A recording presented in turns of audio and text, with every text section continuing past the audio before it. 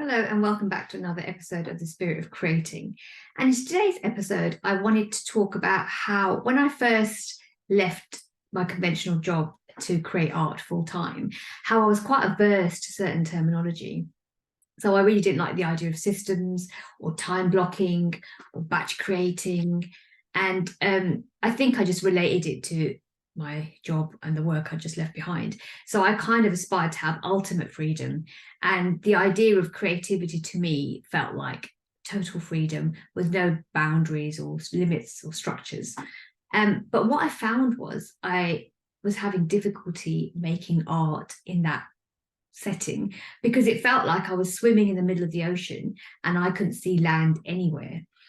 So it was quite unnerving and it was slightly disappointing because I thought, well, I've created all this freedom and this space and time to make as much art as I can possibly make, and I'm not making any. And so I kind of took the idea of systems and I like rituals and I kind of swapped them out. And I thought, well, we all partake in rituals of a certain nature.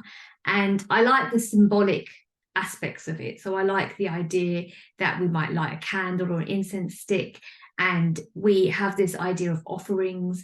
And it's also like a signal to the brain that we're about to enter a sacred space. We're about to do something of value and worth. We hold that connection to reverence when we set the stage. So I began to create these rituals for me that would embed some structure and some accountability and also play with the freedom. So I didn't want to throw out the freedom part and I didn't want to completely abide by restrictions, but I learned that merging the two was highly valuable and beneficial.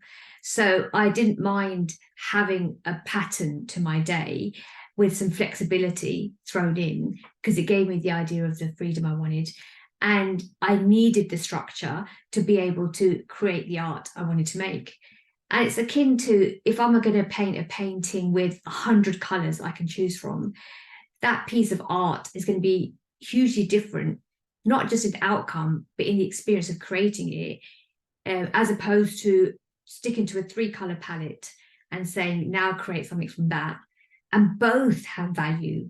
You use innovation and you're more explorative when you have restrictions set in place. So it's not unusual for artists to create restrictions for themselves, to create within, because it makes you more creative in that process.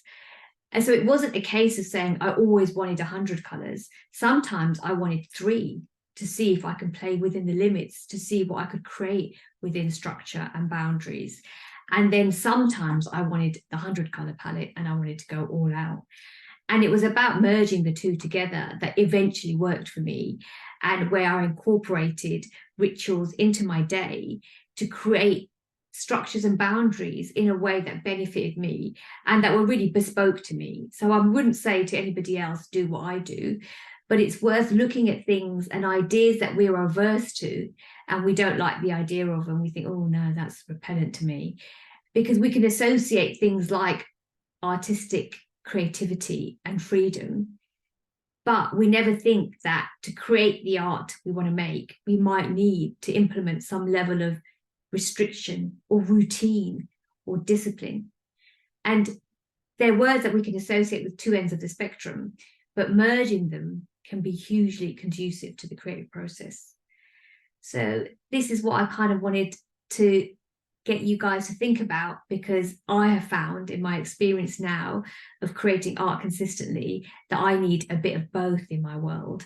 I don't do well with either or as an everyday experience in making art. So if you have any questions about this episode, feel free to contact me at illustratingrain@gmail.com, and I'll be back again next week with another episode.